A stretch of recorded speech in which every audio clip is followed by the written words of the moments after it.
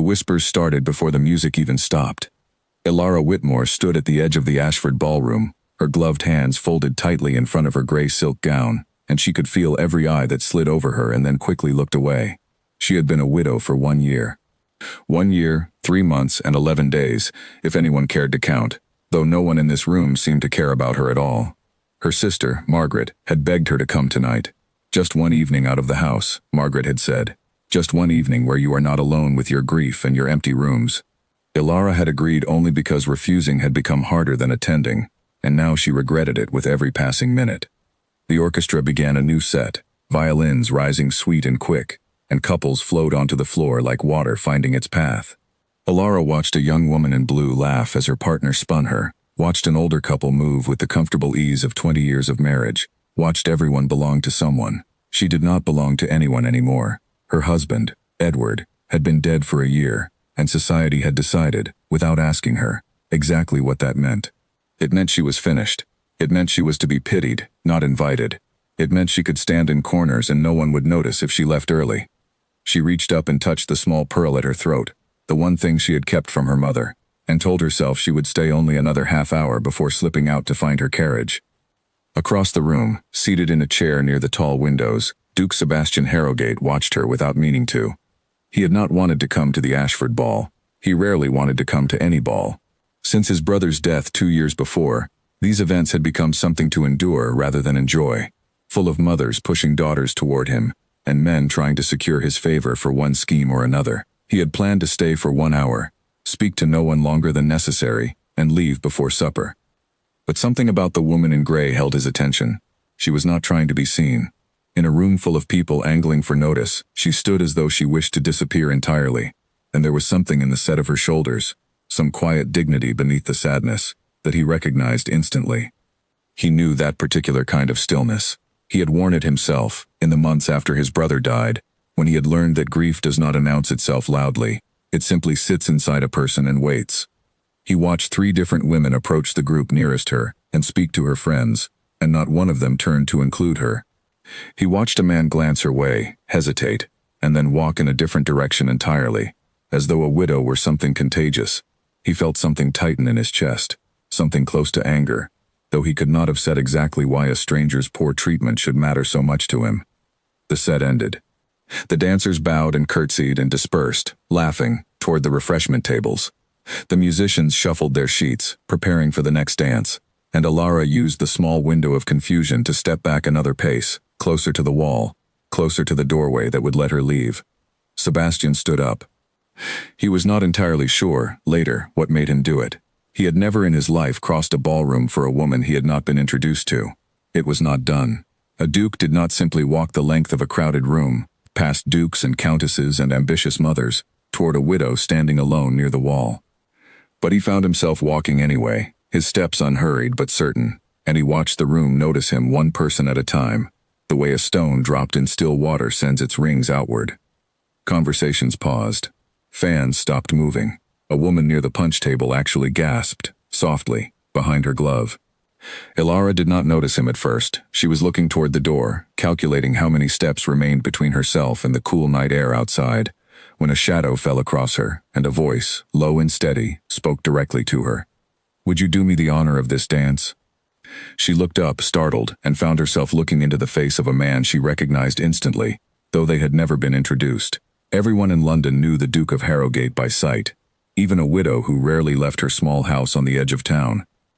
She felt her cheeks go hot, and was certain, for one terrible moment, that this must be some kind of mistake, or, worse, some kind of cruel joke, arranged by people who found her grief amusing. "Your Grace," she said carefully, "I believe you must have mistaken me for someone else." "I have not," he said. "I know precisely who I am asking." The room around them had gone very quiet, the particular quiet of 100 people trying very hard to look as though they were not listening. Ilara felt the weight of every gaze pressing against her skin, and for a moment she wanted nothing more than to turn and walk straight out of the ballroom and never return. But there was something in his eyes, something patient and unhurried, that made her hesitate. He was not looking at her the way the others looked at her, as though she were a problem to be managed or an inconvenience to be avoided. He was looking at her as though she were simply a person, standing in a room, waiting to be asked. "I do not dance often anymore," she said quietly. It was the closest she could come to admitting the truth, that she had not danced since Edward died, that the idea of moving through the steps of a waltz with a stranger's hand at her waist felt almost unbearable. "Then we will not go quickly," Sebastian said. "There is no rule that says a waltz must be fast." Something about the simplicity of that answer undid the last of her resistance. She allowed him to take her hand, and she felt the room's collective breath catch as he led her onto the floor, this widow in gray who had not danced in over a year, guided by a duke who had not asked anyone to dance in longer than that. The music began again. His hand settled at her waist, warm even through the fabric of her gown, and for the first few measures she was too aware of every eye in the room to feel anything but panic. But Sebastian did not rush her. He kept his steps measured and slow, adjusting his pace to hers, and gradually, without her quite noticing the moment it happened, the panic eased into something closer to relief. "You are the first person tonight who has not looked at me as though I were made of glass," she said, before she could stop herself. "I do not think you are made of glass," he said. "I think you are made of something considerably stronger, and everyone else in this room is too foolish to see it." She laughed, surprised by the sound of her own laughter, which she had not heard in longer than she cared to admit. It was small and quiet, but it was real, and Sebastian felt something ease in his own chest at the sound of it, some tightness he had been carrying for longer than he realized. They spoke as they danced, careful, ordinary things at first. He asked how long she had lived in London. She asked how he found the Ashford family's hospitality. But beneath the ordinary words, something else was happening, some current of understanding passing between two people who both knew what it was to lose someone and to be expected to recover from it on a schedule that made sense to everyone but themselves. "I lost my brother 2 years ago," Sebastian said quietly, as the dance carried them past the tall windows. "Everyone told me I would feel better by the 6-month mark, then by the year mark. They stopped saying it after that. I think because they finally realized it was not true." Elara looked up at him, startled by the honesty of it, the way he offered his own grief so plainly instead of performing sympathy for hers. "No one has said that to me," she admitted. "They simply stopped speaking to me instead, as though grief that lasts too long is embarrassing to witness." "It is not embarrassing," he said. "It is only love, with nowhere left to go." She had no answer for that. She simply let the words settle over her, warm and true in a way that nothing anyone had said to her in the past year had managed to be, and they finished the dance in a silence that felt, for the first time in a very long while, like companionship instead of loneliness. When the music ended, Sebastian bowed over her hand, and the entire ballroom seemed to exhale at once, 100 conversations resuming in a rush, all of them, Elara suspected, about the two of them. He did not release her hand immediately. "Thank you," she said softly, "for crossing the room." "I would cross a longer one," he said, and then, as though surprised by his own honesty, he released her hand and stepped back, offering a proper bow. "I hope I will see you again, Mrs. Whitmore." He knew her name. She had not told him, and yet he knew it, which meant he had asked someone, which meant he had noticed her before tonight, before this dance, before he had ever crossed the room at all. She watched him walk away, back toward his seat by the windows, and she felt the eyes of the entire ballroom settle on her once more. But this time the weight of them felt different. Not pity, something closer to curiosity, and beneath that, something she had not felt directed at her in a very long time. Interest. Margaret appeared at her elbow within seconds, her face bright with barely contained excitement. "Elara, Elara, do you have any idea who that was? Do you have any idea what you have just done?" Elara did not answer immediately. She was still watching the space where Sebastian had been standing, still feeling the warmth of his hand at her waist, still hearing his voice saying that grief was only love, with nowhere left to go. "I know exactly who he is," she said finally. "I do not yet know what I have done." But as she said it, she understood that something had shifted tonight, something that could not easily be undone. She had been invisible for a year, a woman the world had quietly decided to forget, and in the space of one dance, a duke had made certain that forgetting her was no longer possible. Whatever came next, she thought, walking slowly toward the doors with Margaret at her side, it would not be quiet. Outside, the night air was cool against her flushed skin, and she stood for a moment on the top step of the Ashford house, looking back at the golden light spilling from the tall windows. Somewhere inside that room, the Duke had returned to his seat, and the ball had continued on as though nothing extraordinary had happened at all. But something had happened. Something she could still feel in the warmth left behind at her waist, and in the strange, unfamiliar lightness in her chest. She had come to this ball expecting to be forgotten, as she had been forgotten at every gathering for the past year. Instead, she would leave it as the woman the Duke of Harrogate had crossed the room to find.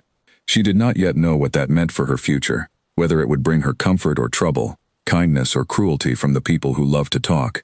But for the first time in a very long while, she found she was curious to discover the answer, rather than afraid of it.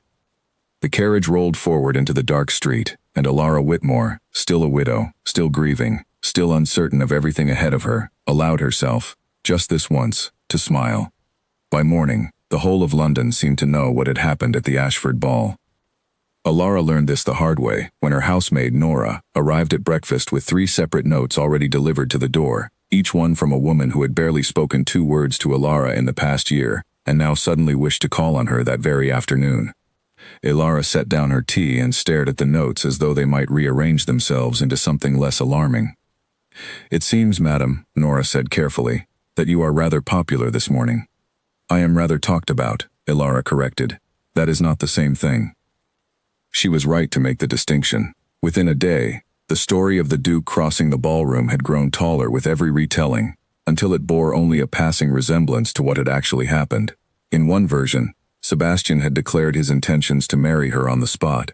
In another, Alara had schemed for months to catch his attention, using her widowhood as a kind of bait. In a third, faintly ridiculous version, she had fainted in his arms, and he had carried her from the room.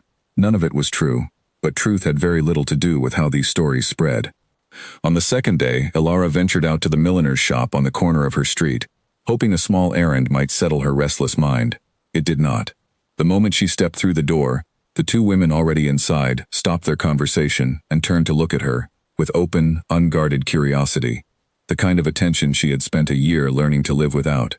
The shopkeeper, a kind woman named Beatrice who had always treated Alara warmly, greeted her with unusual eagerness, clearly hoping to hear some detail she could repeat to her next customer. "We heard about the ball, Mrs. Whitmore," Beatrice said, not quite able to hide her curiosity behind polite concern. "The whole street is talking of nothing else." "Then the whole street has very little else to occupy it," Alara replied, keeping her tone light, though the attention pressed uncomfortably against her skin. She purchased a simple ribbon she did not particularly need and left as quickly as manners allowed, aware of the 2 women's eyes following her all the way to the door. Walking home, she found herself thinking of how quickly the world had rearranged its opinion of her. A year of near invisibility, and then one dance, and suddenly she was a subject worth discussing in a milliner's shop. It should have felt like triumph, she thought. Instead it felt like exposure, as though a curtain she had been hiding behind had been pulled back before she was ready to be seen. Her sister-in-law, Priscilla Grant, arrived at the house 3 days later, unannounced, her face arranged into an expression of concern that did not reach her eyes. "I came as soon as I heard," Priscilla said, settling into the good chair by the window without being invited to sit. "Alara, dear, you must tell me everything is being misreported. A duke crossing a ballroom for you? It sounds like something from a novel." "It happened exactly as it happened," Alara said evenly. "He asked me to dance. We danced. He left. That is the whole of it." And yet the whole of London seems to believe there is more to the story. "The whole of London has always preferred an interesting lie to a plain truth," Alara said, and she meant it as a defense, though she saw something flicker across Priscilla's face that told her the remark had not landed the way she intended. Priscilla had controlled a portion of Edward's estate since his death, a small trust meant to provide for Alara until she remarried or found some other means of support, and she had never let Alara forget the power that arrangement gave her. Every visit came wrapped in reminders, subtle and not so subtle, that Alara's comfort depended on Priscilla's goodwill. Today was no exception. "You must be careful," Priscilla said, folding her hands primly. "A widow who draws this much attention risks drawing the wrong kind entirely. People will say you are grasping. They will say you have forgotten your husband far too quickly." "I have forgotten nothing," Alara said, her voice sharper than she intended. "I danced once, Priscilla. I did not remarry in the middle of the ballroom." Of course," Priscilla said, though her tone suggested she believed no such thing. "I only wish to protect you. You understand that, don't you? Your situation is precarious enough without scandal attached to it." Alara understood perfectly well what Priscilla meant, and it had very little to do with protection. It had to do with control, the same quiet, constant control Priscilla had exercised over every part of Ilara's life since Edward's death, doling out funds when it suited her, and withholding warmth entirely. Ilara said nothing further, and eventually Priscilla left, trailing implications behind her like smoke. 3 days after that visit, Sebastian called on the house directly. Nora announced him with wide eyes, clearly startled that a duke had appeared at their modest door without so much as a warning, and Ilara had barely enough time to smooth her hair before he was shown into the small front parlor, filling it somehow despite its ordinary size. "Your Grace," she said, rising. "I did not expect a visit." "I did not entirely plan one," Sebastian admitted, a faint, almost boyish honesty in the admission that surprised her. "I found myself walking in this direction, and thought I would see whether you were at home." "You walked, from your house to mine. It is not so very far," he said, though they both knew that was not quite true, and something about his willingness to make the journey anyway settled warmly in her chest before she could stop it from doing so. They sat, and Nora brought tea, and for a while the conversation moved through easy, unremarkable subjects: the weather, a book Ilara had recently read, a horse Sebastian was considering purchasing for his estate. But beneath the ordinary talk, Ilara found herself watching him more closely than she meant to, noting the way he listened rather than simply waiting for his turn to speak, the way his questions seemed to come from genuine curiosity rather than polite obligation. "I must tell you something," she said eventually, setting down her cup. "Your visit will not go unnoticed. My sister-in-law was already troubled by the gossip from the ball. A call like this will only add fuel to it." "Does that trouble you?" he asked. "It troubles my situation," she said carefully. "I depend, in part, on Priscilla's goodwill for my household expenses. If she believes I am inviting scandal, she has ways of making my life considerably harder." Sebastian's expression sharpened at that, something protective moving behind his eyes, that Ilara noticed but did not yet understand. "Then I am sorry to have added to your difficulty. That was not my intention." "I did not ask you to stay away," Ilara said quickly, surprising herself with the honesty of it. "I only wished you to understand what it costs me, so that you do not think me foolish for worrying." "I do not think you foolish for anything," he said. "I think you have spent a year being punished for grief that was never a crime, and I find I do not particularly care what your sister-in-law or anyone else in London thinks of my visits." "You may not care," Ilara said softly, "but I must live within the consequences long after you have returned to your own house and forgotten this afternoon." The words landed harder than she meant them to, and she watched something flicker across his face, not offense, but a kind of quiet reckoning, as though he were turning her point over in his mind, and finding he could not easily dismiss it. "You are right," he said finally. "I have the luxury of indifference to gossip. You do not. I will be more careful, if that is what you wish." "I did not say I wished you to stay away entirely," she said, before she could stop herself, and then flushed at her own boldness. Sebastian smiled at that, a real smile, unguarded in a way she had not yet seen from him. "Then I will simply be careful, and not absent. Is that an acceptable compromise?" "It will have to be," she said, and found, to her own surprise, that she was smiling too. He stayed another half hour, long enough for the conversation to drift into more personal territory. His brother, her husband, the particular loneliness of grieving someone the world expected you to have already released. Ilara found herself telling him things she had not said aloud to anyone, not even Margaret, about the strange guilt she felt whenever she laughed too freely, as though joy were somehow a betrayal of Edward's memory. "I felt the same after my brother died," Sebastian said. "I remember laughing at something small, some joke a friend made, and feeling immediately ashamed, as though I had no right to it.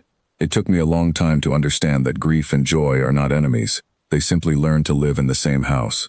"That is a kind thought," Ilara said quietly. "It is a true one," he replied. "I had a great deal of time to arrive at it." When he finally rose to leave, he did not linger over his goodbye, though something in the careful way he bowed over her hand suggested he wanted to. "I hope you will allow me to call again," he said, "not to cause you difficulty. Only because I find I would like to know you better." "I think," Ilara said slowly, "that I would like that too, though I cannot promise it will be simple." "Little worth having ever is," he said, and then he was gone, leaving the small parlor feeling strangely larger and emptier at once. That evening, Margaret arrived, breathless with news she had gathered from her own circle of acquaintances. "Ilara, they are saying the Duke called on you today. Is it true?" "It is true," Ilara admitted. "And what does this mean?" Is he courting you? Ilara considered the question honestly, turning it over the way she had turned over so many uncertain things in the past year. I do not know what it means, she said finally. I only know that when he is in the room, I do not feel like a woman the world has decided to forget. I had not realized how much I missed being seen until he saw me. Margaret took her hand, her earlier excitement softening into something more tender. Then perhaps it does not matter yet what it means. Perhaps it is enough, for now, that it feels like something worth having. Ilara did not answer, but she found herself thinking, long after Margaret had gone home and the house had gone quiet, of Sebastian's words in the parlor, of grief and joy learning to share the same house, and of the strange, unfamiliar hope that had begun, however cautiously, to take up residence in her own chest. She knew Priscilla would not let the matter rest quietly. She knew the gossip would only grow louder before it grew softer, if it ever did at all. But for the first time in a year, Ilara found she was not entirely afraid of what came next. She was, despite every reason for caution, beginning to hope for it. Outside her window, the city carried on in its usual restless way, carriages rolling over cobblestones, distant laughter drifting from some house further down the street, ordinary life continuing exactly as it always had. And yet nothing, Ilara thought as she finally climbed into bed that night, felt entirely ordinary anymore. Something had shifted the night the Duke crossed the ballroom, and now, 3 days later, sitting in her own quiet parlor with the memory of his voice still warm in her ears, she understood that shift was only beginning. Whatever waited ahead, whatever difficulty Priscilla intended to bring, whatever the gossiping voices of London decided to say next, Ilara Whitmore found she was no longer content to disappear quietly into her corner and wait for the world to forget her. She had been seen once. She found, lying awake in the dark, that she wanted to be seen again. Across the city, in his own quiet study, Sebastian sat by the fire long after his household had gone to sleep, turning the afternoon's conversation over in his mind. He had gone to Ilara's house telling himself it was simple courtesy, a wish to see that she had recovered well from the attention the ball had brought her. But sitting across from her in that small parlor, listening to her speak plainly about grief and guilt and the strange loneliness of being expected to heal on schedule, he had understood that his reasons ran deeper than courtesy.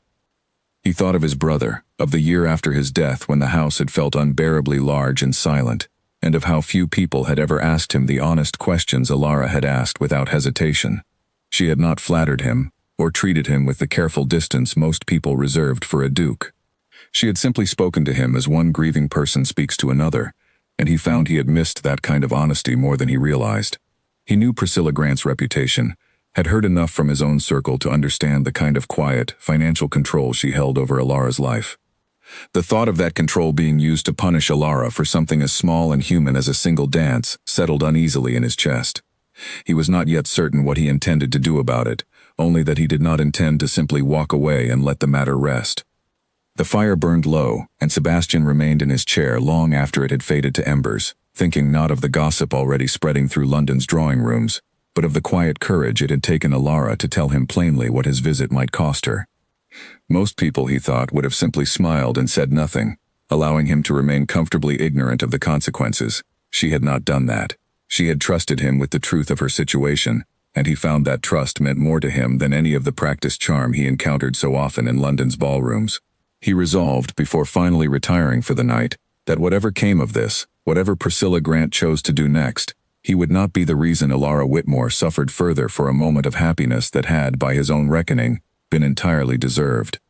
The letter arrived on a Tuesday morning, and by the time Ilara finished reading it, her hands were shaking so badly she had to set it down on the table before she could pick it up again.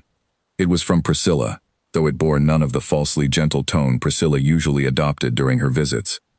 This letter was direct, almost cold, informing Ilara that her monthly allowance from Edward's trust would be reduced by half, effective immediately, due to what Priscilla termed Ilara's continued involvement in behavior unbecoming a respectable widow.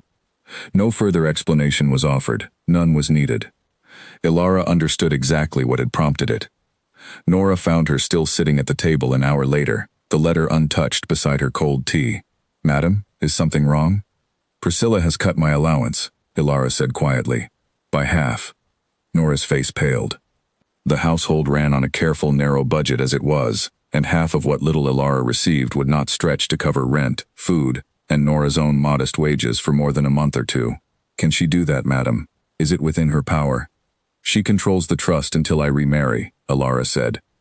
She has always had the power. She has simply chosen, until now, not to use the full weight of it. She spent the rest of the morning going through her accounts, a task she had avoided for weeks because she already suspected what she would find. The numbers confirmed her fears. Even before Priscilla's cut, her finances had been thinner than she liked to admit, stretched further each month by small repairs to the house and by debts she had not known existed until bills began arriving after Edward's death. Now, with her allowance halved, she would be fortunate to last 2 months before facing serious trouble. She had not told Sebastian about the debts. She had not told anyone but Margaret, and even Margaret did not know the full extent of it, only that money had grown tighter since Edward's passing. Pride had kept her silent. Pride, and a stubborn refusal to become the kind of widow who was pitied not only for her grief but for her poverty as well. That evening, Margaret arrived unannounced, her face tight with concern. "Priscilla is telling everyone who will listen that you have brought disgrace on Edward's memory," she said without preamble. "She says the Duke's attentions have made you the subject of ridicule, and that she has had no choice but to act to protect what remains of the family's reputation." "She has cut my allowance," Alara said flatly. "That is what she has actually done."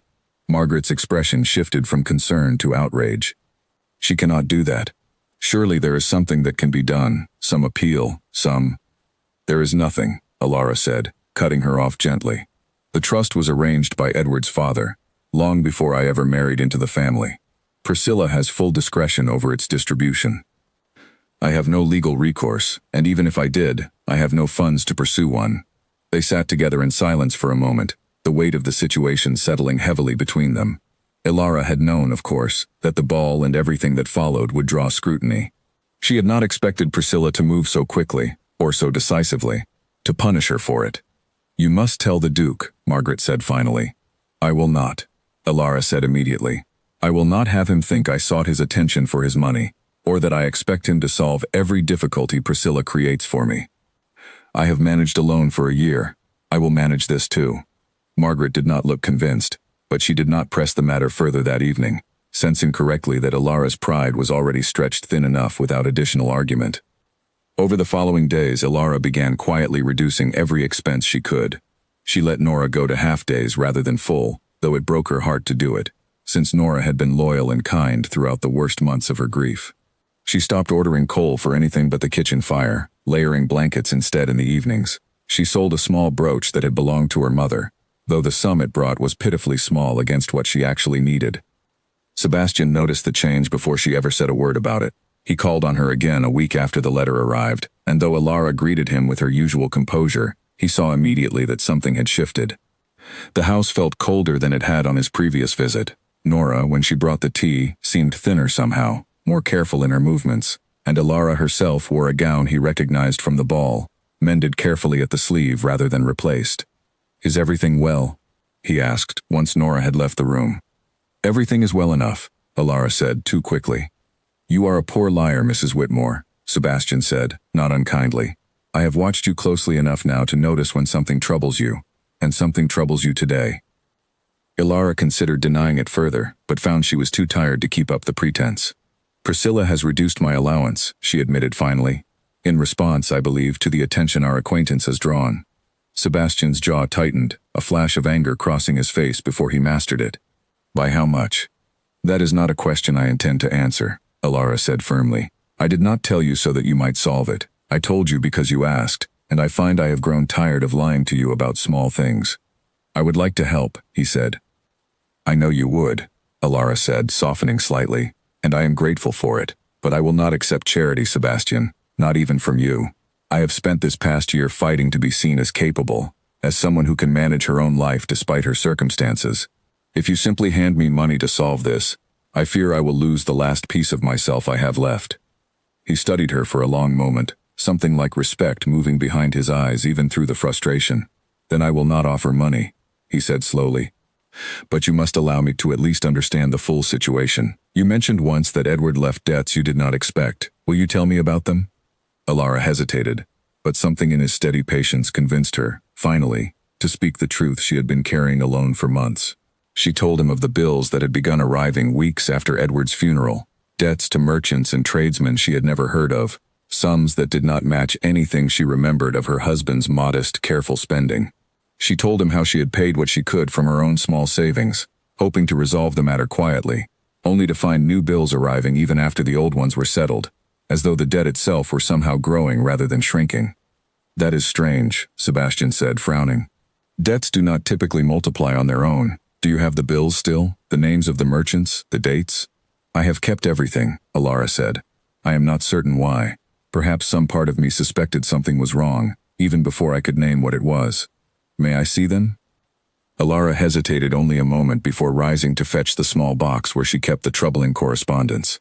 She had never shown it to anyone, not even Margaret, ashamed somehow of the mess of it, as though the debts themselves were evidence of some failure on her part.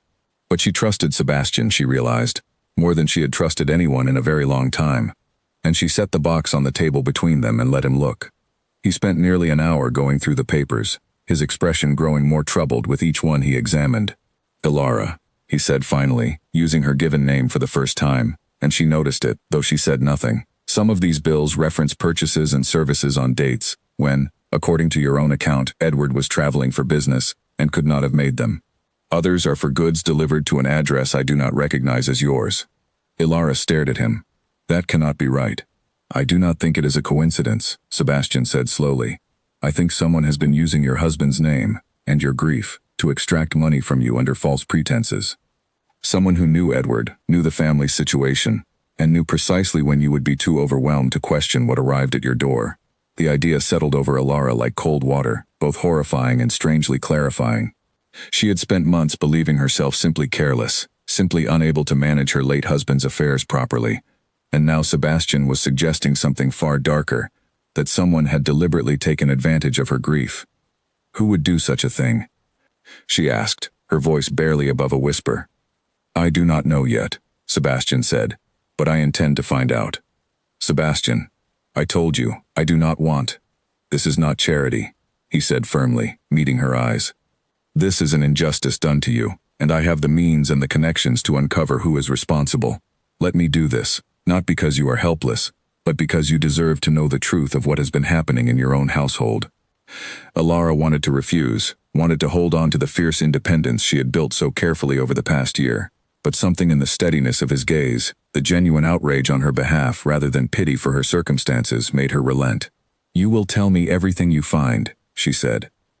"All of it. I will not be protected from the truth, even if it is unpleasant." "You have my word," Sebastian said. He left an hour later, taking several of the bills with him, promising to return once he had learned anything useful. Alara stood in her small parlor long after he had gone, turning over everything he had said, the strange dates, the unfamiliar address, the deliberate pattern of deception that seemed, the more she thought of it, entirely too calculated to be accidental. That night, unable to sleep, she found herself thinking not only of the debts but of Priscilla, of the timing of the allowance cut, of the eagerness with which Priscilla had always controlled every detail of Alara's finances since Edward's death. She did not want to suspect her own sister-in-law of something so deliberately cruel, but the thought, once it arrived, refused to leave quietly, settling into the corners of her mind alongside every other uncertainty she had carried since Edward's funeral. She rose before dawn, unable to rest, and sat by the window watching the gray light slowly fill the street outside. Whatever Sebastian uncovered, she understood now that the past year of her life had not simply been grief and misfortune. Someone had shaped a portion of her suffering deliberately, and she intended to know exactly who, and why, before she allowed herself to feel safe again. By the time Nora came down to light the morning fire, Alara had already decided that she would not simply wait quietly for answers. She would ask her own questions, of her own accounts, of the merchants named in the troubling bills, of anyone who might help her understand what had truly happened since Edward's death. She had spent a year being managed by other people's decisions about her life. She found, watching the sun rise fully over the rooftops, that she was finished waiting for someone else to hand her the truth. 2 days later, she put on her plainest bonnet and walked to the address of the first merchant listed on one of the strange bills, a tailor's shop on a narrow street she had never before visited. The shop itself looked ordinary enough, a small window displaying bolts of cloth, a bell above the door that rang softly as she entered. The man behind the counter looked up, and something in his expression shifted the moment she gave her name, a flicker of unease, quickly smoothed over into practiced politeness. "Mrs. Whitmore, I did not expect a visit. I have come about a bill sent to my late husband's estate," Alara said. keeping her voice steady despite the way her heart had begun to race. "For a coat, dated 3 months after his death. I would like to understand how such an order came to be placed." The tailor's eyes darted toward the back room, just briefly, before returning to her face. "There must be some error in our records, madam. I would need to consult my ledgers before I could say anything further." "Then let us consult them now," Ilara said. "I am afraid the ledgers are not here at present," the man said, too quickly, his hands twisting together beneath the counter. "Perhaps if you returned another day." Ilara studied him a moment longer, certain now that his discomfort was not simple confusion, but something closer to guilt. "Who placed the order?" she asked directly. "I have no wish to cause you trouble, sir. Only to understand who has used my husband's name and my grief to claim money that was never owed." The tailor's composure cracked slightly at that, a flash of genuine distress passing over his features.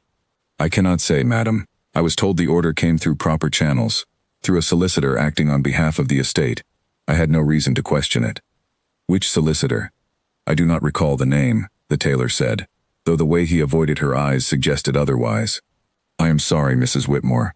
I cannot help you further." She left the shop with more questions than she had arrived with, but one thing had become clear. Someone had used the appearance of legitimate authority, a solicitor acting on behalf of the estate, to place fraudulent orders in Edward's name. It was not the work of some opportunistic stranger. It required knowledge of the estate's affairs, access to information that only a small circle of people would have possessed. She thought again of Priscilla, and the thought sat uneasily in her chest the entire walk home. That evening she wrote to Sebastian, describing the visit to the tailor's shop in careful detail, and by the following afternoon he had called on her again, his expression grave. "I have been asking questions of my own," he said, once they were seated. "The address listed on several of the bills, the one you did not recognize, belongs to a small property once let by a man named Edmund Vale. Does that name mean anything to you?" Ilara searched her memory and found, slowly, a distant recollection. "I believe Edward mentioned him once, long ago, a former business associate, I think, though I understood there had been some falling out between them before I ever married Edward. I do not know the particulars." "I intend to learn them," Sebastian said. "If this man held some grievance against your husband, it would explain a great deal, why the fraud began only after Edward's death, when there was no one left to recognize the deception immediately, and why it has continued with such careful persistence." "And Priscilla?" Ilara asked quietly, giving voice at last to the fear she had carried since her visit to the tailor. "Do you think she is involved?" Sebastian was quiet for a long moment. "I do not know," he admitted. "It is possible she is being deceived as thoroughly as you have been, using her control of the trust to enforce standards of behavior while remaining entirely ignorant of the fraud beneath it. It is also possible she knows more than she has said. I will not guess without evidence, and neither should you, however tempting suspicion may be." Ilara nodded, grateful for his caution, even as her own mind continued to turn over every uncomfortable possibility. "Then what do we do now?" "We find Edmund Vale," Sebastian said simply, "and we learn exactly what he wants, and how far he is willing to go to get it." After Sebastian left that evening, Ilara sat alone in the parlor for a long while, watching the candle burn low on the table beside her. A year ago, she would never have imagined herself capable of walking into a stranger's shop and demanding answers, of sitting calmly while a duke discussed fraud and false solicitors, as though such things were simply another obstacle to be managed. Grief had taught her to shrink, to make herself small and quiet in the face of a world that no longer seemed to have room for her. But something had changed in these past weeks, something she could not entirely explain, except to say that being seen again, first by Sebastian, and now by her own reflection in the tailor's uneasy eyes, had reminded her that she was still capable of demanding the truth, rather than simply enduring whatever was handed to her.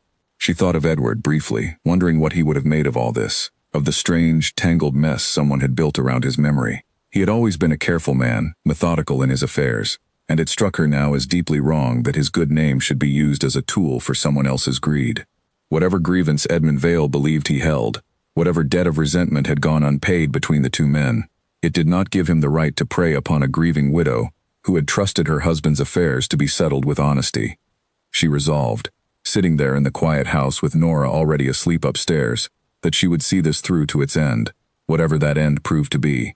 Not simply because Sebastian had offered his help, though she was more grateful for that than she had yet found the words to express, but because she owed it to herself, and to whatever remained of her own quiet dignity, to understand exactly who had tried to profit from her sorrow. The candle guttered and went out, and Alara sat a while longer in the darkness, unafraid of it for the first time in longer than she could remember. Edmund Vale was not a difficult man to find, once Sebastian knew where to look. He held rooms above a modest tavern on the eastern edge of the city, far from the polished streets where Edward Whitmore had once conducted his business, and it took Sebastian only 2 days of careful inquiry to learn the shape of the man's history. Vale had once been a junior partner in a shipping venture alongside Edward, decades earlier, before a disagreement over funds had ended the partnership and, from what Sebastian could gather, ended it badly. Vale had walked away with considerably less than he believed he was owed, and the resentment, it seemed, had never fully faded. Sebastian did not go to Vale's rooms alone. He brought with him a solicitor of his own, a sharp, careful man named Edwin Hartley, who had handled the Harrogate family's affairs for 2 decades and possessed a talent for making frightened men talk. Vale answered the door himself, and the moment he saw a duke standing on his threshold, his face drained of color. "Your Grace," he said, his voice unsteady, "I confess I do not know why you have come." "I believe you know precisely why," Sebastian said, stepping past him into the small, cluttered room without waiting for an invitation. "Edward Whitmore's widow has been receiving bills for goods and services she never ordered, addressed from a property registered to you. Perhaps you would care to explain that before I involve the magistrate instead." Vale's composure crumbled quickly after that.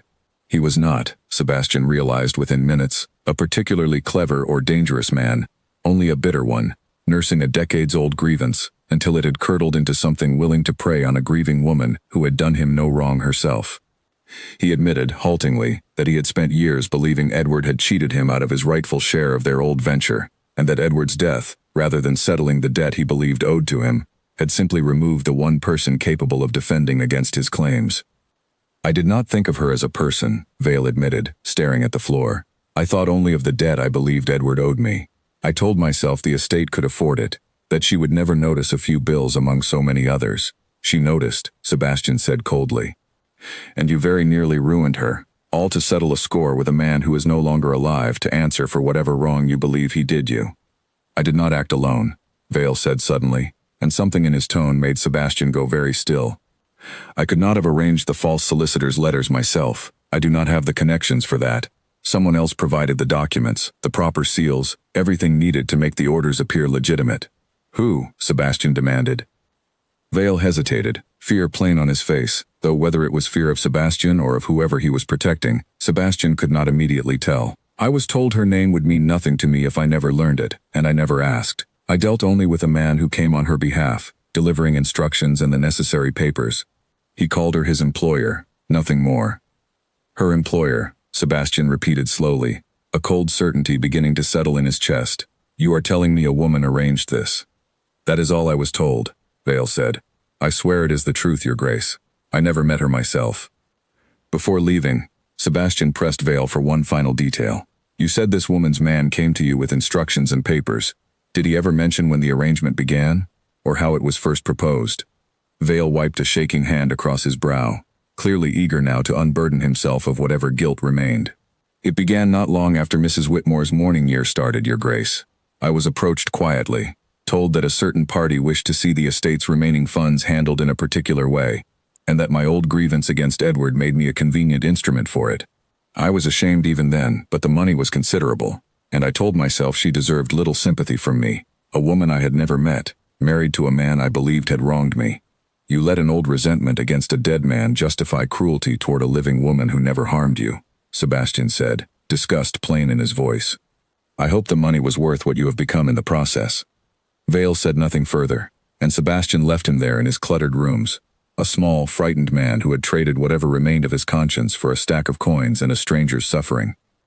Sebastian left Vale's rooms an hour later, the solicitor Hartley beside him carrying a signed confession detailing everything Vale had admitted, enough evidence to end the fraud entirely and clear Alara's name of any lingering suspicion that her financial troubles were the result of her own mismanagement.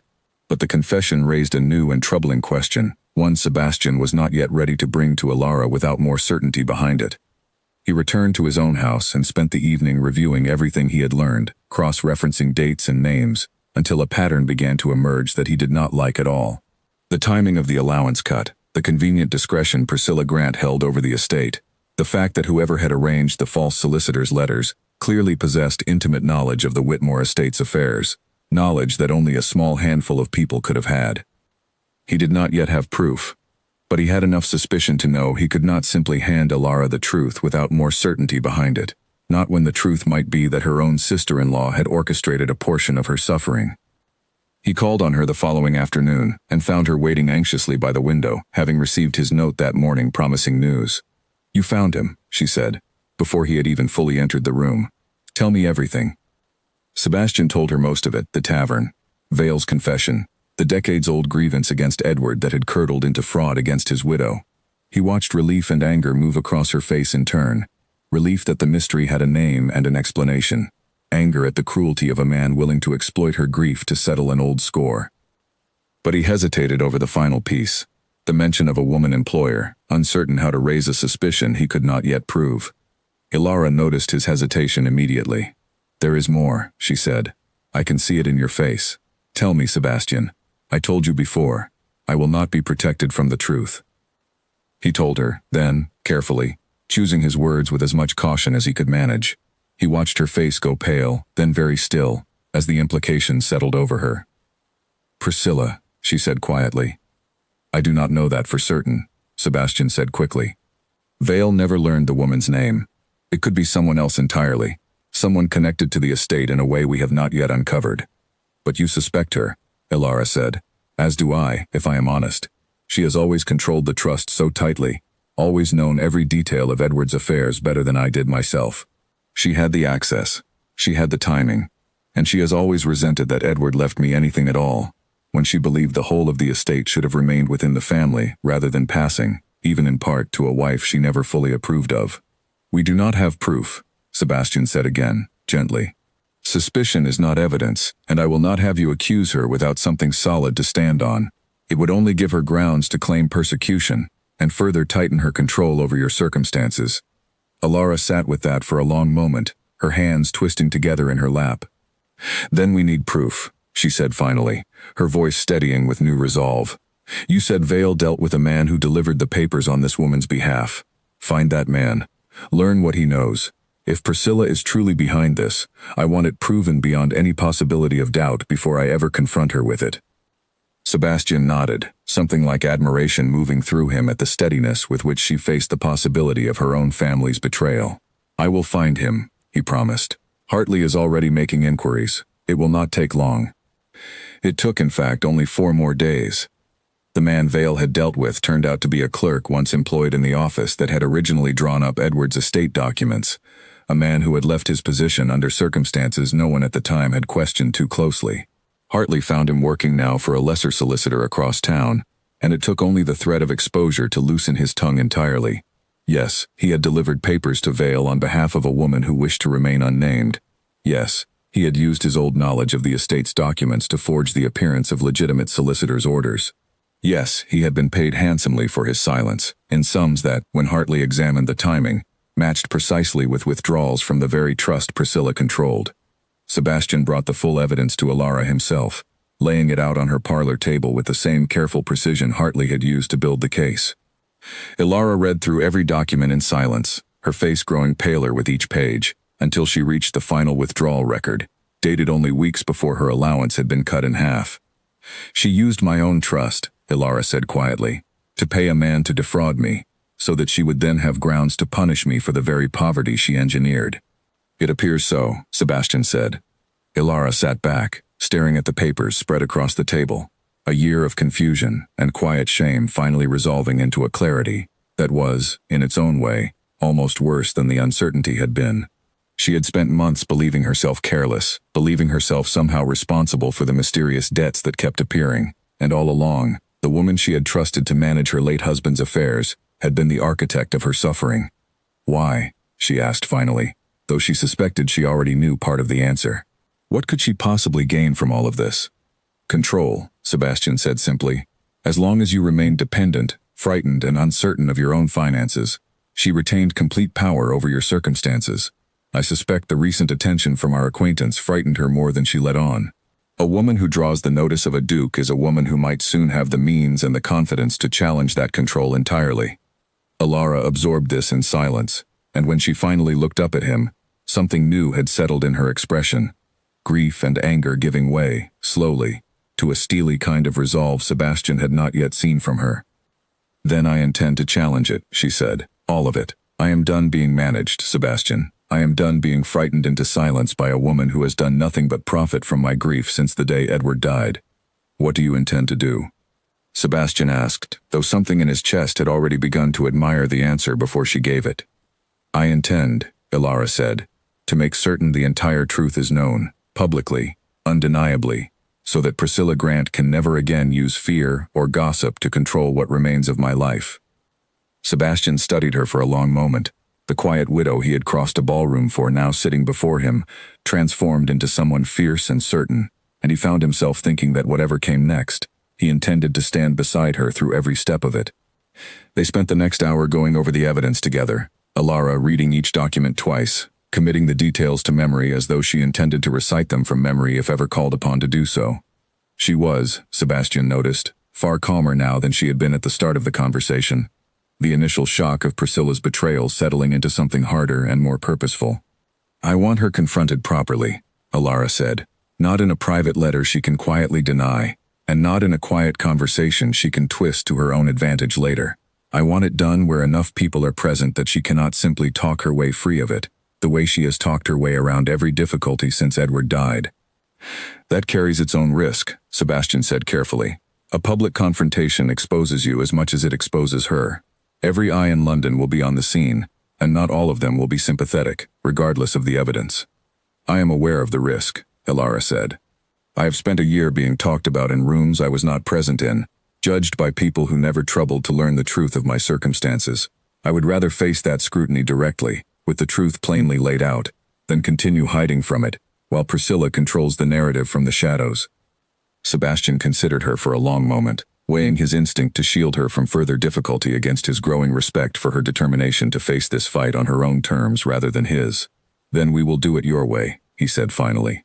"But we will do it carefully. Hartley can prepare the documents so there is no room for denial, and I will make certain the setting is one where Priscilla cannot simply walk away before the truth is spoken." "Thank you," Alara said quietly, and then, after a pause, added, "not only for the investigation, for trusting me to decide how it should end, rather than deciding for me. I learned that lesson from you," Sebastian said, "the day you told me plainly what my visits might cost you, rather than simply accepting whatever difficulty I brought without complaint. I do not intend to forget it now." Alara held his gaze a moment longer than strictly necessary, something warm and unspoken passing between them that neither of them chose to name aloud. Whatever waited ahead, the confrontation with Priscilla, the risk of further gossip, the uncertain shape of whatever came after, she found she no longer faced it as the invisible widow who had stood alone at the edge of a ballroom only weeks before. "Then let us plan exactly how," he said, "because I do not intend to let her escape the consequences of what she has done." The invitation to the Camden ball arrived 3 days before Alara intended to confront Priscilla, and Sebastian recognized immediately that it offered the perfect setting, a room full of witnesses, respectable enough that no one could later claim the confrontation had been staged in some disreputable corner, public enough that Priscilla would have no easy path toward simply denying everything afterward. But before the ball itself, another matter demanded resolution first, one Sebastian had been quietly managing on his own without telling Alara the full extent of it. He had settled Vale's fraudulent claims himself, paying off the false debts directly, rather than allowing them to continue draining what remained of Alara's resources, while the larger scheme against Priscilla played out. He had also, without mentioning it to Alara, quietly restored the difference in her allowance through a private arrangement with his own solicitor, ensuring her household would not suffer further in the weeks it took to gather the full evidence against Priscilla. He had told himself this was simple practicality, a necessary step to protect her while the larger matter resolved itself. He had not considered how she might feel upon discovering it. She discovered it on a Thursday afternoon, when Nora returned from the market with considerably more coal and provisions than their reduced budget should have allowed, and admitted, under gentle questioning, that the merchant had informed her the household account had been quietly settled in full by an anonymous benefactor days earlier. Alara did not need to ask who. She knew immediately, and the knowledge did not bring the relief she suspected Sebastian had intended. She went to his house that same afternoon, arriving unannounced for the first time since their acquaintance had begun. and the butler, startled by her sudden appearance and clearly unused to unmarried women calling on the Duke without warning, showed her into the study with visible discomfort. Sebastian rose the moment she entered, surprise and pleasure crossing his face before he registered the tightness in her expression. "Elara, I did not expect." "You settled my accounts," she said without preamble. "You paid off Vale's false claims yourself, and restored my allowance through some arrangement I was never told about." "I did," Sebastian admitted, no attempt at denial in his voice. "I did not want you suffering further while we gathered the evidence against Priscilla. It seemed the sensible thing to do." "Sensible for whom?" Elara asked, her voice sharper than she intended, though she found she could not soften it. "I told you, Sebastian, from the very beginning, that I did not want charity. I told you I have spent this past year fighting to be seen as capable, and you went behind my back and solved my difficulty exactly as though I were incapable of solving it myself." "That is not why I did it," Sebastian said, something urgent entering his voice as he stepped closer. "I did not do it because I think you incapable. I did it because I could not bear watching you go without coal in the middle of winter, while we waited for justice to move at its own slow pace. It was never about your capability. It was about not wanting you to suffer a single day longer than necessary." "You should have asked me," Elara said, though her anger had already begun to soften into something more complicated, hurt tangled together with a reluctant understanding of his intentions. "I am not a problem to be quietly managed, Sebastian. I am not something you rescue and then present the solution to afterward, as though my consent in the matter was never required."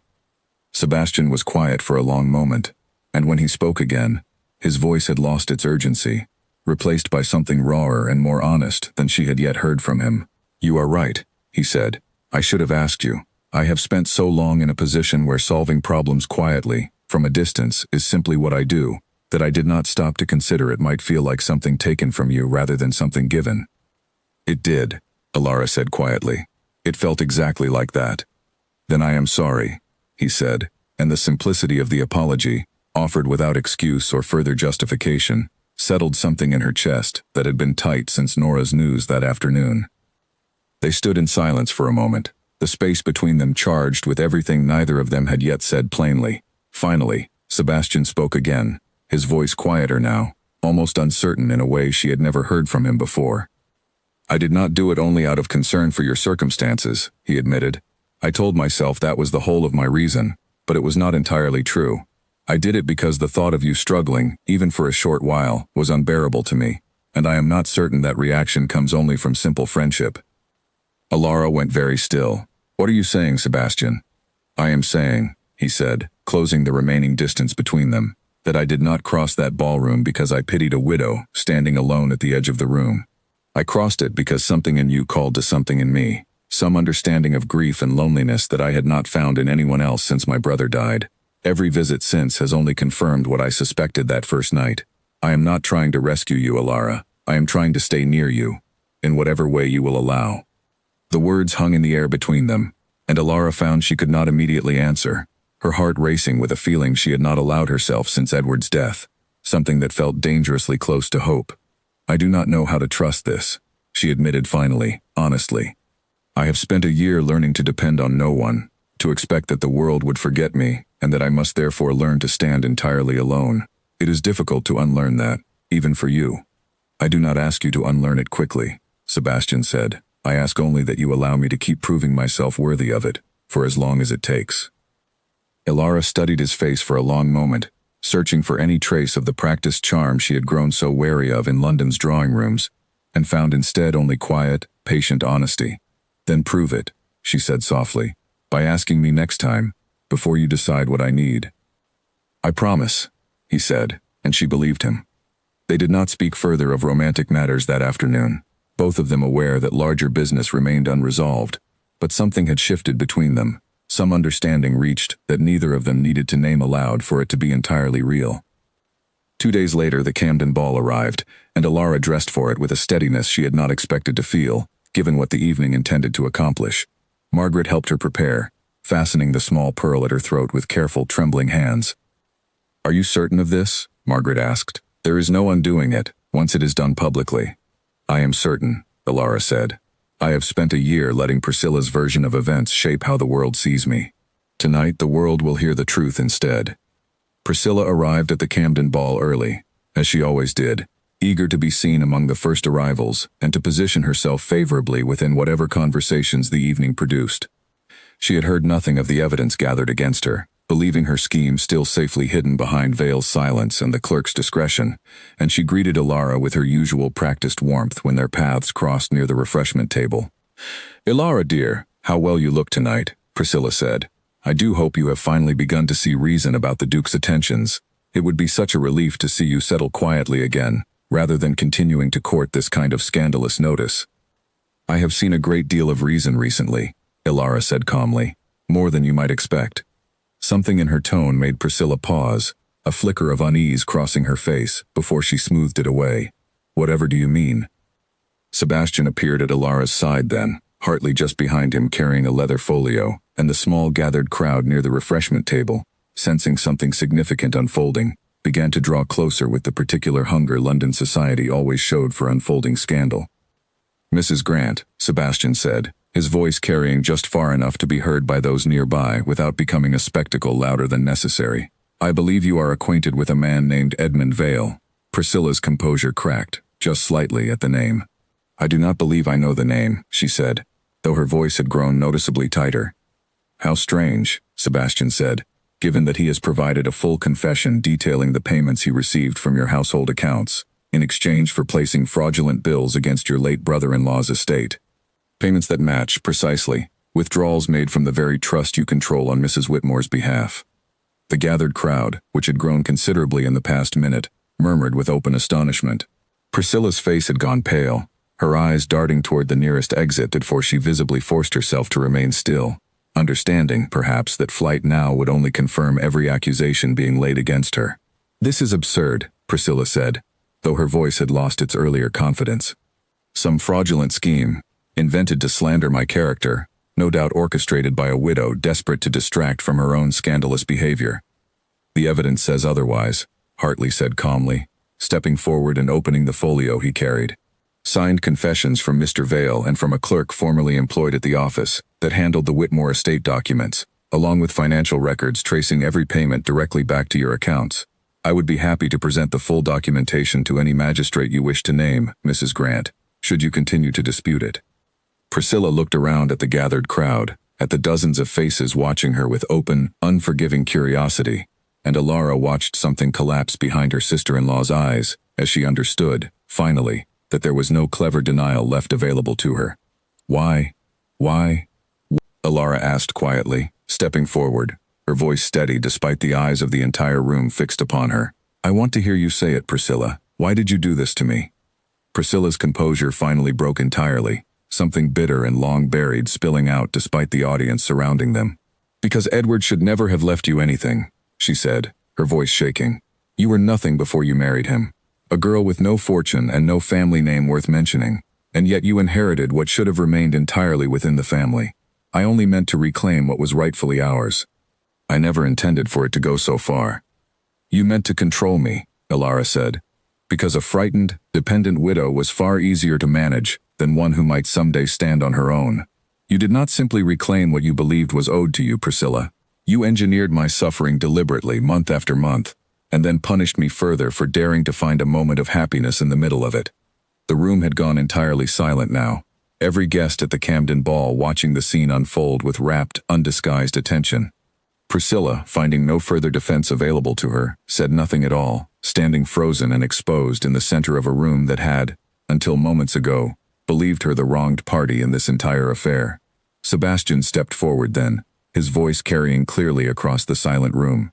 "The matter will proceed through proper legal channels," he said. "Mrs. Grant's control over the Whitmore Trust will be challenged immediately, and I have no doubt, given the evidence assembled, that the courts will find in Mrs. Whitmore's favor, without significant delay." He turned then, not toward Priscilla but toward Ilara, and in front of the entire watching room, in a moment far more public than anything he had risked before, he took her hand. "I do not care who witnesses this," he said, loud enough for the whole room to hear. "I have admired Mrs. Whitmore since the night I crossed this very kind of room to ask her to dance, and I intend to continue admiring her, publicly and without apology, for as long as she will allow me the privilege." The room, already reeling from Priscilla's exposure, erupted into fresh whispers at this second, entirely different kind of scandal. But Ilara found, standing there with her hand in Sebastian's and her sister-in-law's cruelty laid bare before all of London, that she did not care in the slightest what any of them chose to say about it. She had spent a year being invisible, then a year being talked about, and now, finally, she stood in the center of the room not as a subject of pity or gossip, but as a woman who had uncovered the truth of her own suffering and refused to remain silent about it any longer. Margaret pushed through the crowd a moment later, her eyes bright with tears she made no effort to hide, and pulled Ilara into a fierce embrace that startled a laugh out of her, even amid the chaos still unfolding around them. "I have never in my life seen anything so satisfying," Margaret whispered against her ear. "A year of watching her manage you like a piece of furniture, and now the whole of London has seen exactly what she is." Priscilla, meanwhile, stood alone in the small circle of empty space that had formed around her, the crowd instinctively withdrawing from her as though her disgrace might be contagious. No one moved to comfort her. No one stepped forward to offer the quiet, sympathetic murmurs she had once so easily commanded whenever she chose to speak against Ilara. Ilara watched her sister-in-law's face shift from defiance to something closer to panic as she realized, perhaps for the first time, what it felt like to stand at the center of a ballroom with every eye turned against her rather than in her favor. "You will hear from my solicitor within the week," Sebastian said to her, his voice still carrying that same clear, unhurried authority. "I would advise you to cooperate fully with the proceedings, Mrs. Grant. The evidence against you is thorough, and further resistance will only worsen whatever consequences the courts see fit to impose." Priscilla said nothing further. She turned, finally, and made her way toward the door, the crowd parting silently around her, no one offering so much as a farewell as she left the Camden Ball for what would prove to be the last time she was ever welcomed at one. The remainder of the evening passed in a strange, exhilarating blur for Ilara. Guests she had never properly spoken with approached her throughout the night, some offering quiet apologies for their earlier coldness, others simply curious to hear more of the scandal firsthand. She answered what questions she felt comfortable answering and declined the rest with a composure that surprised even herself, aware that she no longer needed anyone's approval to feel secure in who she was. Lady Camden herself, the hostess of the evening, found Ilara near the end of the night and pressed her hand warmly. "I have known Priscilla Grant for a decade, and I confess I always found something unsettling beneath her manners, though I could never have said precisely what. You have done a great service tonight, Mrs. Whitmore, exposing what she truly is. I hope you will accept my invitation to call on me properly, when circumstances have settled." Ilara accepted the invitation with genuine gratitude, understanding that such small gestures, offered so freely now, represented a complete reversal of the year she had just endured. She was no longer the widow to be pitied and avoided. She was, however uncomfortable the attention still felt at times, a woman whose courage had been witnessed and, it seemed, respected.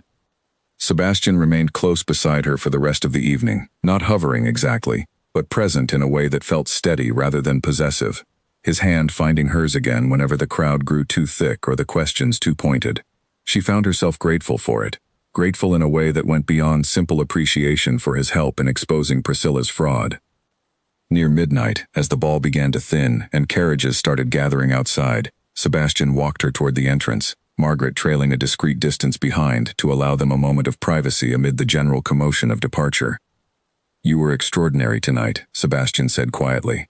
"I have watched a great many people crumble under far less scrutiny than you faced this evening, and you did not falter once." "I nearly did," Ilara admitted. Standing there, waiting for her to answer, I was certain my voice would fail me entirely. "It did not," he said. "You spoke with more steadiness than I have heard from men twice your age arguing before Parliament." She laughed softly at that, the sound easy and unguarded in a way it had not been for most of the past year. "I could not have done it without the evidence you and Hartley gathered. Without you, I would still be believing myself simply careless with money, wondering why my grief seemed to be costing me so much more than it should." "You would have found the truth eventually," Sebastian said. "You are far too determined to have remained deceived forever. I only helped you find it sooner." They stood together near the entrance for a moment longer, the noise of departing guests fading into a comfortable, private quiet between them. "Then let them talk," she said softly, meeting Sebastian's eyes, and the warmth in his answering smile told her he had heard exactly what she meant by it. The court proceedings against Priscilla Grant moved faster than anyone expected, the weight of Hartley's evidence leaving little room for delay or dispute. Within 3 weeks, the magistrate had stripped Priscilla of her control over the Whitmore Trust entirely.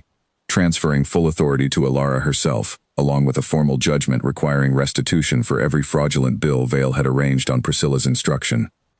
Priscilla did not contest the ruling. She had, by the time the matter reached its conclusion, already retreated from London society entirely, taking up quiet residence at a distant family property, where, as far as Elara could determine, she intended to remain for the foreseeable future. Vale faced his own separate reckoning, a lesser punishment given his cooperation with Hartley's investigation, though his reputation among what remained of his business acquaintances was thoroughly and permanently ruined. Elara felt no particular satisfaction in his downfall, only a quiet relief that the fraud itself had finally ended, and that no other grieving widow would find herself deceived by his bitterness toward a man who could no longer defend himself. With the legal matter settled, Elara found herself, for the first time since Edward's death, in full control of her own finances and her own future. It was a strange, disorienting freedom, one she had to relearn how to occupy after a year and a half of managed dependence. She kept Nora on full wages again, restored the household coal supply without a second thought, and found, to her quiet surprise, that she did not need to spend every waking hour anxious about how the next bill might be paid. Sebastian called on her regularly throughout those weeks, though never with the urgency that had characterized their earlier meetings during the investigation. Their visits settled instead into something gentler, unhurried conversations over tea, walks through the small garden behind her house, evenings spent simply in each other's company, without the pressure of scandal or fraud hanging over every word.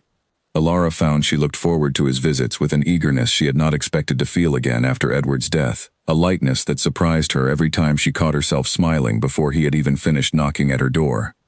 "You seem different," Margaret observed one afternoon, watching Elara arrange flowers for the parlor table with unusual care, clearly anticipating a visit later that day.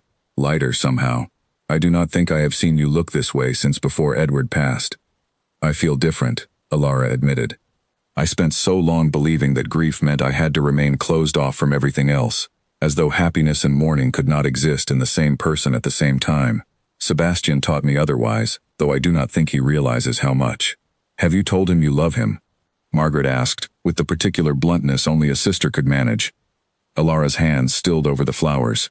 "I have not said the word aloud," she admitted, "though I suspect he already knows, the way I suspect I already know how he feels, even without either of us saying it plainly." "Then perhaps it is time someone said it plainly," Margaret said, smiling. That evening Sebastian arrived for what Elara believed would be an ordinary visit, though something in his manner struck her as different the moment he stepped into the parlor. He seemed unusually quiet, almost nervous, a state she had rarely witnessed from him in all the months of their acquaintance. "Is something wrong?" she asked, once Nora had brought the tea and left them alone. "Nothing is wrong," Sebastian said, though he did not immediately sit, choosing instead to stand near the window, looking out at the small garden beyond. "I have been thinking a great deal these past weeks, about everything that has happened since the night I first crossed the Ashford Ballroom, to ask you to dance." "As have I," Elara said softly. "I did not plan, that night, for any of what followed," Sebastian said, turning to face her. "I saw a woman standing alone, treated unkindly by a room that should have known better, and something in me simply could not remain seated while it happened. I did not expect that single decision to lead here, to uncovering fraud and confronting your sister-in-law and spending nearly every free hour of my days in your company, because I found I could not bear to stay away." Elara set down her tea, her heart beginning to race in a way that felt both familiar and entirely new. "Sebastian, let me finish," he said gently, "because I have practiced this more times than I care to admit, and I fear I will lose my courage if you interrupt me now." She smiled and fell silent, watching him with an attention that made him visibly steady himself before continuing. "I have known grief," he said. "I have known what it is to lose someone, and feel as though the world expects you to simply continue on as though the loss changed nothing.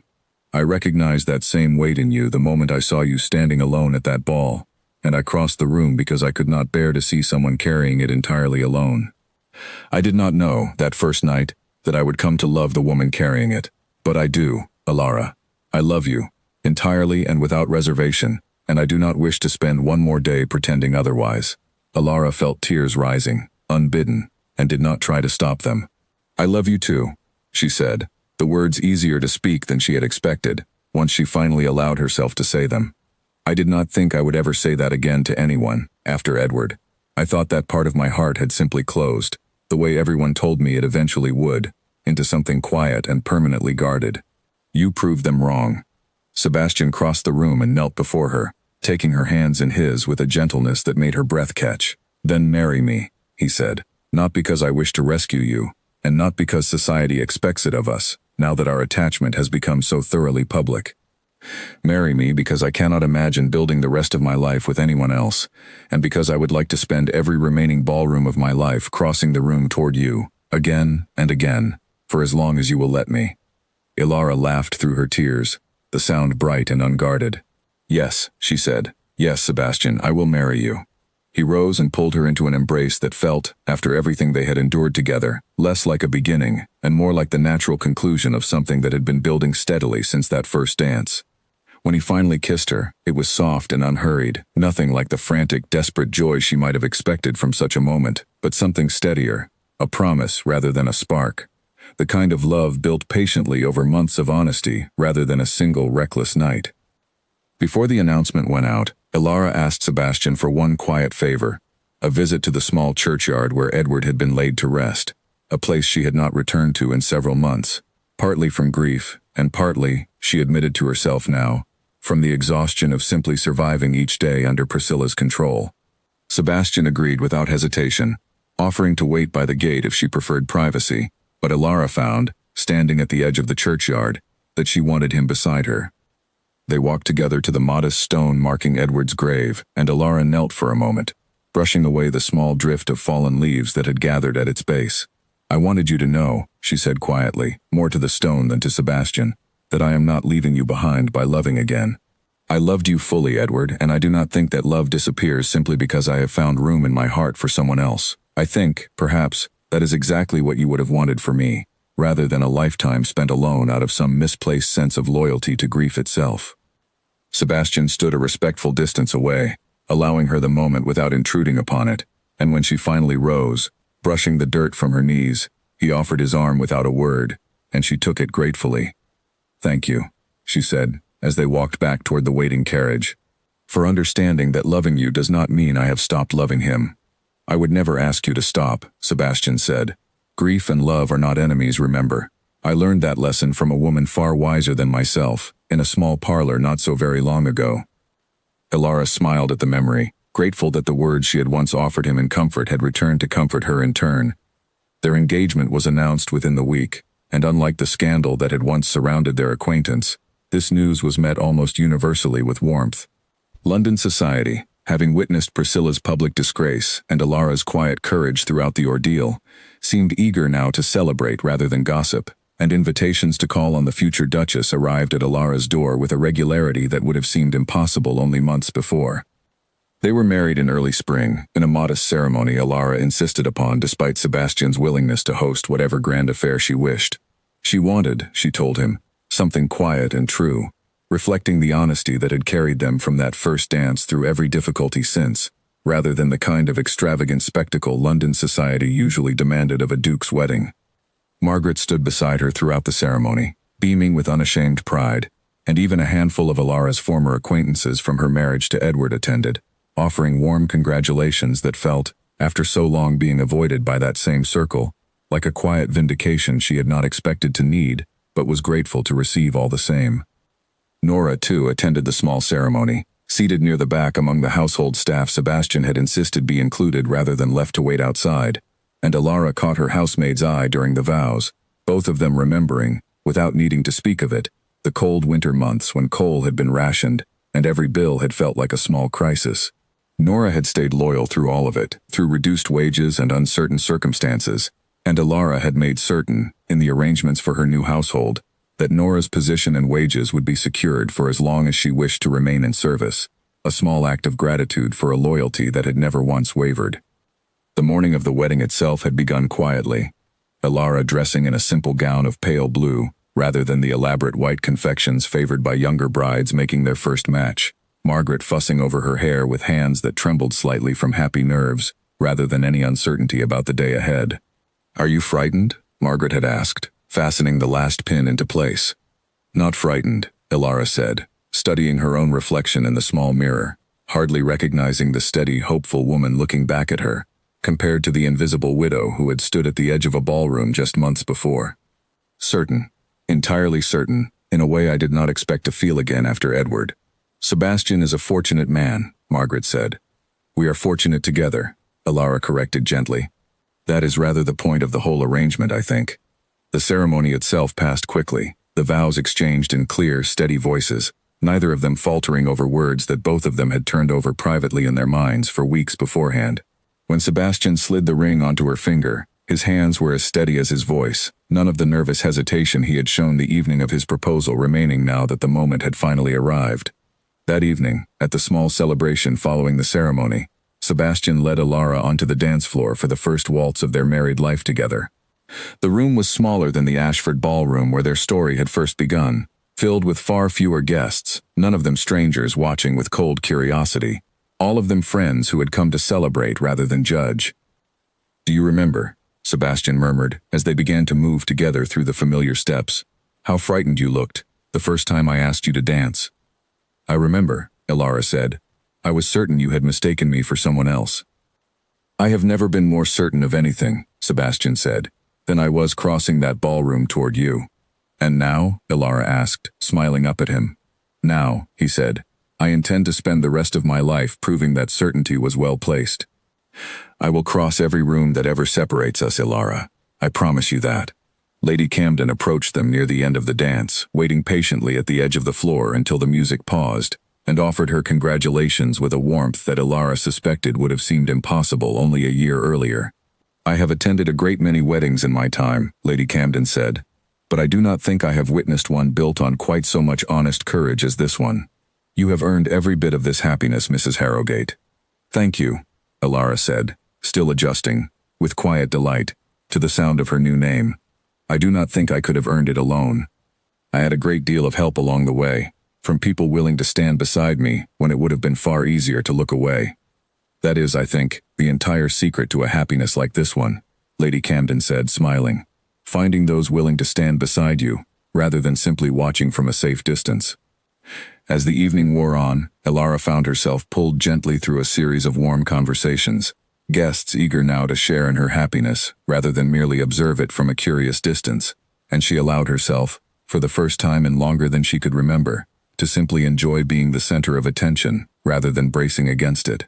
Margaret caught her eye across the room at one point, raising her glass in a small, private toast that needed no words to convey its meaning, and Elara felt her heart swell with gratitude for a sister who had never once wavered in her support, even during the darkest months of the past year. She rested her head against his shoulder as they danced, the warmth of the small gathered crowd around them a far cry from the cold, curious stares of that first ballroom encounter, and thought of everything that had led her here, the grief, the fraud, the fear, the slow, patient courage it had taken to reclaim her own life from those who wished to control it. She thought of the widow who had stood alone at the edge of a room, certain the world had forgotten her, and marveled quietly at how far that same woman had traveled since. She was no longer invisible. She was no longer managed, or pitied, or quietly erased from the rooms she entered. She was, standing here in her husband's arms on the first night of their marriage, exactly and entirely herself, seen fully by the one person who had never once looked away. Outside, the spring evening settled softly over the city, and somewhere across London, in whatever quiet corner of exile Priscilla Grant now occupied, the world continued on without her, exactly as it had always continued on for everyone who mistook cruelty for power and control for love. Elara did not think of her often anymore. She found she had far better things to occupy her thoughts. A husband who had crossed a room for her once and promised to do it forever. A future, finally, entirely her own, and a happiness she had once believed impossible to feel again. Later, as the candles burned low and the last of the guests began making their farewells, Sebastian led her out onto the small balcony overlooking the garden, the cool spring air a welcome relief after the warmth of the crowded room. The city stretched out below them, quiet and glittering under a clear night sky, and Elara leaned into her husband's side, feeling, for the first time in longer than she could measure, entirely at peace. "What are you thinking?" Sebastian asked, watching her expression in the soft moonlight. "I am thinking of the woman I was a year ago," Elara said, standing at the edge of a ballroom, certain that no one would ever cross the room for her again. "I wish I could tell her what was coming. I wish I could tell her to be patient, that the worst of it would not last forever." "I am glad you did not know," Sebastian said softly, I think the woman standing at the edge of that room needed to survive those months entirely on her own strength first, before she could recognize what it meant when someone finally did cross the room toward her. You built this happiness yourself, Alara. I only had the good fortune to be standing nearby when you finally claimed it. She turned to look at him fully, her eyes bright with unshed tears that had nothing to do with sorrow. Then I suppose we built it together, she said, each of us crossing toward the other, until there was no distance left between us at all. The music swelled around them, and Sebastian drew her closer, and Alara Whitmore, now Alara Harrogate, closed her eyes and let herself, fully and without guilt, simply be happy. 6 months into their marriage, a letter arrived at the Harrogate estate that neither Alara nor Sebastian had expected, bearing a seal neither of them immediately recognized. Alara opened it in the morning room, sunlight spilling across the polished table, and felt her breath catch as she read the careful, formal handwriting inside. It was from Priscilla. She had not heard a single word from her former sister-in-law since the night at the Camden ball, and the silence, though welcome, had left a quiet, unresolved knot somewhere beneath Alara's happiness, a sense that the story between them had ended abruptly rather than truly concluding. The letter, brief and stripped of the false warmth Priscilla had once used so freely, offered no excuses for what she had done. It simply stated, in plain and careful language, that Priscilla had spent the past months in quiet reflection at her family's distant property, and that she wished, if Alara was willing, to offer a proper apology in person, before too much more time passed. She read the letter twice more before folding it carefully and setting it aside, her thoughts drifting back to the months of quiet fear she had endured under Priscilla's control, the reduced allowance, the fraudulent bills, the constant exhausting effort of simply managing each day without knowing what new difficulty might arrive with the morning post. It felt strange, almost disorienting, to imagine that same woman now writing humbly from some distant corner of the countryside, asking for the chance to make amends. Alara sat with the letter for a long while before showing it to Sebastian, turning over every reason she might have to refuse the request entirely. Priscilla had cost her months of unnecessary suffering, had manipulated her grief for the sake of control and resentment, and owed Alara nothing so much as she owed her simply staying away. But beneath the lingering anger, Alara found something else as well, a stubborn thread of curiosity, and perhaps even a small measure of compassion for a woman who had, in the end, lost everything her cruelty had been meant to protect. "What will you do?" Sebastian asked, once she finally handed him the letter. "I do not know yet," Alara admitted. "Part of me wants nothing more to do with her ever again, but another part of me wonders whether refusing to hear her out would simply be another form of the same fear I spent a year trying to overcome, the fear of facing something difficult directly rather than avoiding it." "Whatever you decide," Sebastian said, "I will support it. This is your choice to make, not mine." She thought about it for 3 days before finally writing back, agreeing to a single meeting, conducted on her own terms, at a neutral location rather than either of their homes. She chose a quiet tea house near the edge of the city, a place with no connection to either family, and asked Margaret to wait nearby, close enough to reach if needed, though Alara insisted on facing the conversation alone. Priscilla arrived precisely on time, and Alara barely recognized her at first. Gone was the sharp, confident bearing she had always carried through London's drawing rooms. In its place stood a smaller, more careful woman, dressed plainly, her eyes shadowed with an exhaustion that had nothing to do with travel. "Thank you for agreeing to see me," Priscilla said, taking the seat across from her with visible hesitation. "I am here," Alara said simply, offering neither warmth nor hostility, only a steady, watchful patience. Priscilla folded her hands on the table, took a breath, and began. "I have had a great deal of time to think, these past months, about what I did to you, and I find I have very little defense left to offer for it. I told myself, for a long while, that I acted out of loyalty to Edward's memory, to the family name, to some sense of what was rightfully owed, but that was never entirely true. I acted out of jealousy, and out of a bitterness I had carried since long before Edward ever married you, resentment toward a life I felt had been unfairly generous to others while leaving me feeling perpetually overlooked within my own family." Alara listened without interrupting, watching the careful, halting way Priscilla forced each admission into the open air between them. "I am not asking you to forgive me," Priscilla continued. "I do not believe I deserve that, not after everything I did, the fraud, the manipulation, the deliberate cruelty of watching you suffer while I controlled every piece of your circumstances. I only wanted you to hear, directly from me, that I understand now the full weight of what I did, and that I am sorry for it, entirely and without excuse." "Why now?" Alara asked quietly. Why not simply remain in exile, as I imagine would have been far easier for you? Priscilla's composure wavered slightly, because exile gave me nothing but silence to sit with, and in that silence, I finally had to face what I had actually done, rather than the version of events I had spent years telling myself to justify it. I lost my place in society. I lost the respect of what few friends I had left, and in losing all of it, I finally understood, far too late, what it must have felt like for you to lose so much through no fault of your own, while I simply watched and profited from your suffering. Ilara considered this for a long moment, weighing the sincerity of the apology against the memory of every cold winter evening, every anxious calculation over household accounts, every moment of fear Priscilla's cruelty had cost her. I do not think I can offer you friendship, she said finally. Too much has happened between us for that. But I do not wish to carry this anger forward into the rest of my life either. I accept your apology, Priscilla, not because it erases what you did, but because holding on to that anger indefinitely would only continue giving you power over my happiness, and I have worked too hard to reclaim that happiness, to hand any piece of it back to you now. Tears rose in Priscilla's eyes, the first genuine emotion Alara had seen from her in the entire conversation. That is more grace than I expected, she said quietly. More than I believe I deserve. Perhaps, Alara said. But I find I would rather extend grace I do not owe than carry bitterness I no longer wish to hold.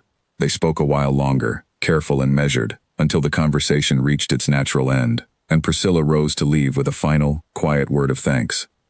Alara watched her go, feeling something settle inside her chest that she had not expected, not forgiveness exactly, but a kind of release, the closing of a chapter that had, until that afternoon, remained stubbornly open. She told Sebastian everything that evening, sitting together by the fire in their own quiet study, and he listened without judgment, simply holding her hand as she worked through everything the conversation had stirred within her. "Do you regret meeting with her?" he asked, once she had finished. "No," Alara said, after a moment's thought. "I think I needed to see her, to hear it directly from her, in order to fully close that part of my life. I do not think we will ever be close again, and I am at peace with that. But I no longer carry the same weight I did before, wondering what might have driven her to such cruelty. I know now, and knowing, even something as painful as that, is better than the uncertainty I lived with for so long." Sebastian pressed a gentle kiss to her temple, and they sat together in comfortable silence for a long while, watching the fire burn low. In the months that followed, life at the Harrogate estate settled into a steady, contented rhythm. Alara took an active role in managing the estate's charitable efforts, particularly focused, at her own quiet insistence, on supporting widows left in precarious financial circumstances after their husbands' deaths, understanding better than most the particular vulnerability such women faced when no one troubled to look closely enough to see it. Sebastian supported her efforts fully, using his own influence to ensure her work received the resources and attention it deserved.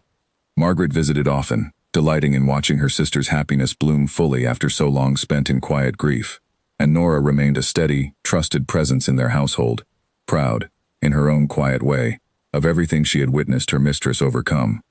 One evening, nearly a year after their wedding, Alara stood once more at the edge of a crowded ballroom, this time hosting the gathering herself alongside Sebastian, watching the dancers move gracefully across the floor beneath glittering chandeliers.